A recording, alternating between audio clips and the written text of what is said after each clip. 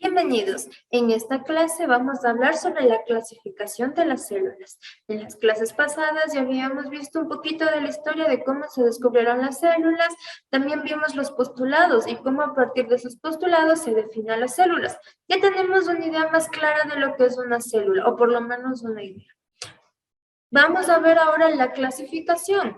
Yo ya le mencioné que existían diferentes tipos de célula. Vamos a ver cuáles son los aspectos que se toman en cuenta para clasificar a estos tipos de células. La primera clasificación de las células se va a dar según su nivel de complejidad. Según el nivel de complejidad tenemos dos tipos de células, las células procariotas y las células eucariotas. Las células procariotas son consideradas como las células más simples, las de menos complejidad y las de menos evolución. Estas son unidades básicas de algunos seres vivos. Un ejemplo es la bacteria. Las bacterias son una sola célula procariota. No se unen muchas para formar una bacteria. Una sola célula puede ser una bacteria. Son células muy simples y no tienen núcleo definido. Sí tienen material genético, pero no un núcleo definido. Recuerde que entre las características que tienen todas las células se encontraba el de contener material genético o ADN. Mientras vamos a ver por otro lado que tenemos a una célula de un nivel de complejidad muy alto, que son las células eucariotas. Las células eucariotas son células que van a dar origen a organismos superiores, a los animales y a las plantas. Estas células se caracterizan por tener una membrana nuclear, una tipo telita que va a tomar todo su ADN, lo va a encapsular en un núcleo en el centro de la célula. Recuerde, procariota la más simple, no tiene núcleo definido. Eucariota, nivel de complejidad muy alto y tiene un núcleo definido. La siguiente clasificación de las células es según la nutrición que éstas van a tener. Según su nutrición vamos a encontrar células autótrofas o células heterótrofas. Las células autótrofas son aquellas que tienen la capacidad de producir su propio alimento sin la necesidad de alimentarse de otro organismo. Este tipo de células las encontramos en los organismos vegetales. Las células toman los rayos del sol y producen energía, producen azúcar para poder cumplir sus funciones vitales. No se alimentan de otro organismo. Por otro lado, vamos a las células heterótrofas. Las células heterótrofas son aquellas las cuales necesitan alimentarse de otro organismo. Un ejemplo, las bacterias. Las bacterias suelen comerse a otras bacterias para poder descomponer a estos organismos y transformarlos en energía para realizar sus funciones vitales. Otra clasificación es según su tamaño. Vamos a encontrar células macroscópicas y células microscópicas. Las células macroscópicas son aquellas que se las puede observar solo con ayuda de un instrumento. ¿Cómo se llama este instrumento? Microscopio. Microscópicas, células de tamaños muy pequeños que no podemos ver. Un ejemplo, los virus, las bacterias. Usted no puede tocar un objeto y después ver su mano y decir, mira, contemos cuántas bacterias hay. No se puede. Necesita un microscopio para poder observar a estos organismos.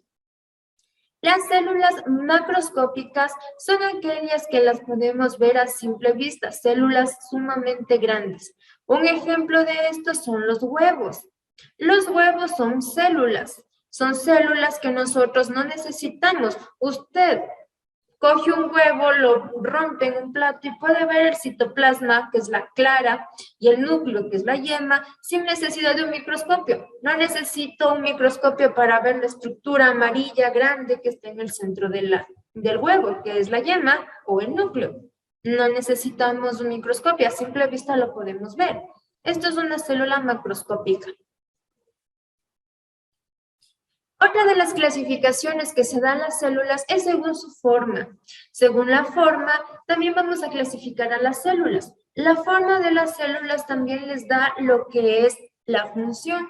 En relación a la función que van a desempeñar las células, va la forma que deben de tener.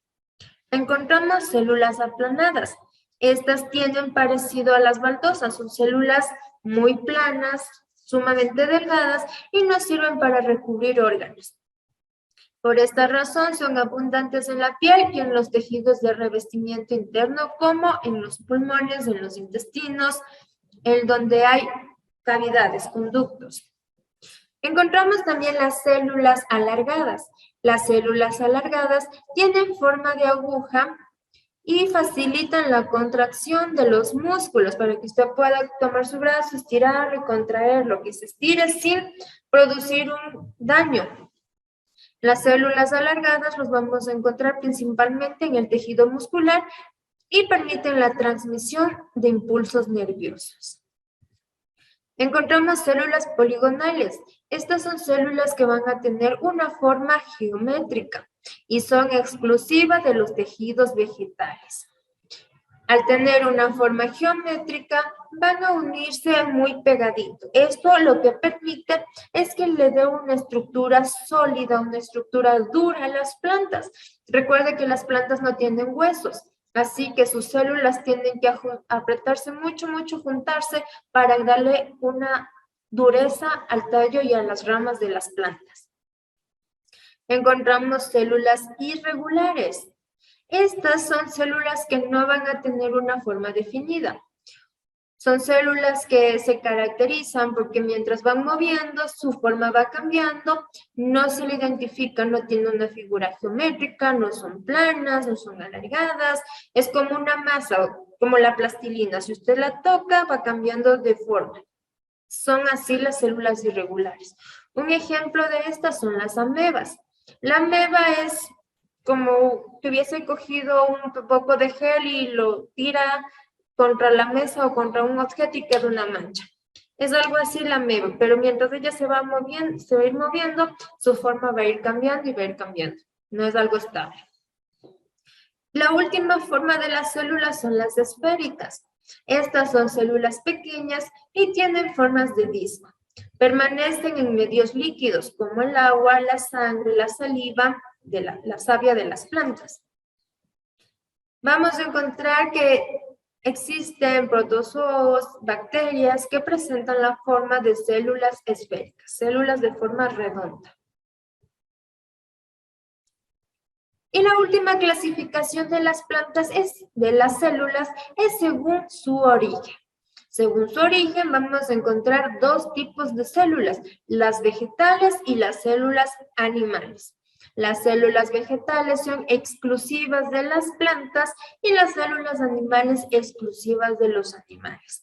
Pues debido a las características de estos organismos, cada tipo de célula tiene funciones y organelos definidos para cada uno de ellos.